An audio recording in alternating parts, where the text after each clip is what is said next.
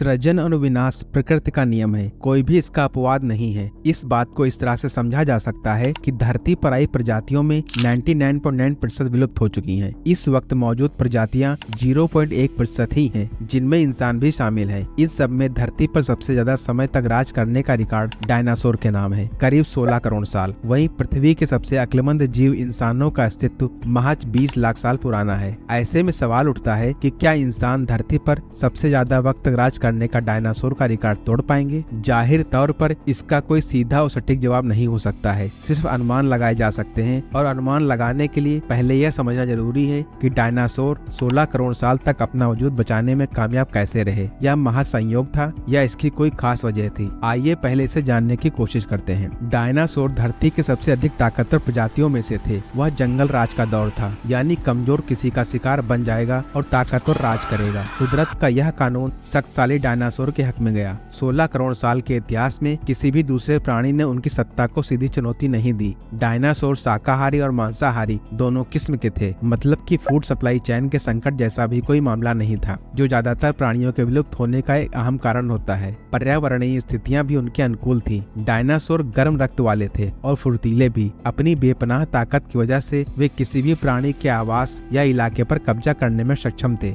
Dinosaur ने कोई ऐसा आविष्कार नहीं किया जो उनके वजूद के लिए चुनौती बनता। वे करोड़ों साल पृथ्वी पर राज करने के बावजूद जानवर ही रहे। उन्होंने इंसानों की तरह कोई तरक्की नहीं की। शायद उनकी इस अज्ञानता ने उनके लिए ढाल का भी काम किया। उन्होंने पर्यावरण से कोई बड़ी छेड़छाड़ नहीं की, लिहाजा लंबे वक्त तक कुदरत का कहर भी उन पर नहीं बरस पा। अब अगर डायनासोर की तुलना में मानव जाति को देखें तो यह महज अपने 20 लाख साल पुराने इतिहास में ही कई भीषण समस्या से जूझ चुकी है। कुछ आपदाएं कुदरती थी तो कुछ को इंसानों ने खुद ही न्योता दिया, और यह सिलसिला आज भी जारी है। ओजोन परत का संकट भी इंसानों के वजूद के लिए बड़ा संकट बन गया था। पर्यावरण में यह कुदरती परत इंसानों को सूर्य की हानिकारक किरणों से बचाती है, लेकिन इसमें बड़ा छेद हो गया था, जिसका वैज्ञानिकों को साल 1985 में पता चला। हालांकि सभी देशों ने मिलकर जरूरी कदम उठाए और इस संकट को काफी हद तक टाल दिया गया। आइए अब जानने की कोशिश करते हैं कि मानव जाति कब और कैसे विलुप्त हो सकती है। इंसानों के लिए सबसे बड़ा संकट एस्टेरॉयड को माना जाता है। डायनासोर की विलुप्ति की वजह भी एस्टेरॉयड का धरती से टकराना ही था। उससे डायनासोर की आबादी का एक हिस्सा ही खत्म हुआ, लेकिन एस्टेरॉयड के टकराने से पर्यावरण में जो बड़े बदलाव हुए उन्होंने डायनासोर का अस्तित्व मिटा दिया। यह खतरा मानव जाति के सामने भी है। एक्सपर्ट्स के मुताबिक 1 करोड़ साल में बड़े एस्टेरॉयड टकराने की ऐसी घटना होती है। हालांकि अमेरिका की स्पेस एजेंसी नासा ने कुछ साल पहले एक प्रयोग किया था, जिसमें टक्कर मारकर एस्टेरॉयड की दिशा बदल दी गई थी। यह एस्टेरॉयड के खतरे को कम जरूर करता है, लेकिन पूरी तरह खत्म नहीं। कई विशेषज्ञों का मानना है कि इंसान अपना विनाश खुद कर लेगा और इसमें ज्यादा वक्त भी नहीं बचा है।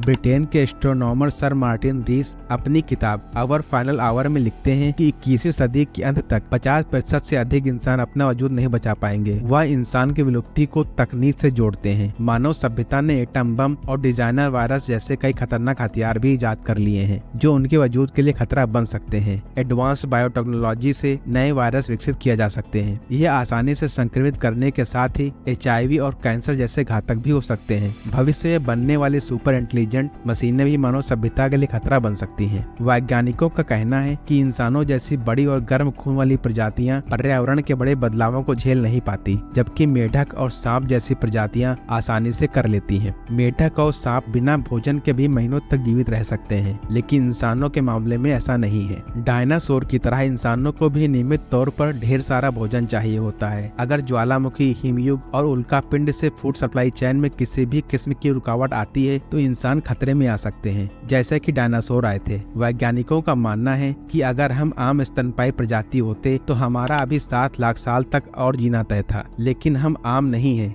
खास है, और यह खुशनसीबी हमारी बदनसीबी भी बन सकती है। हो सकता है कि हम अगले करोड़ों साल तक धरती पर राज करें, लेकिन यह भी मुमकिन है कि अगले कुछ 100 सालों में ही हम अपना वजूद मिटा लें। हम बेशक फिलहाल दुनिया की सबसे अक्लमंद प्रजाति हैं, लेकिन हमें नहीं मालूम है कि इन दोनों में से हमारा भविष्य क्या होगा।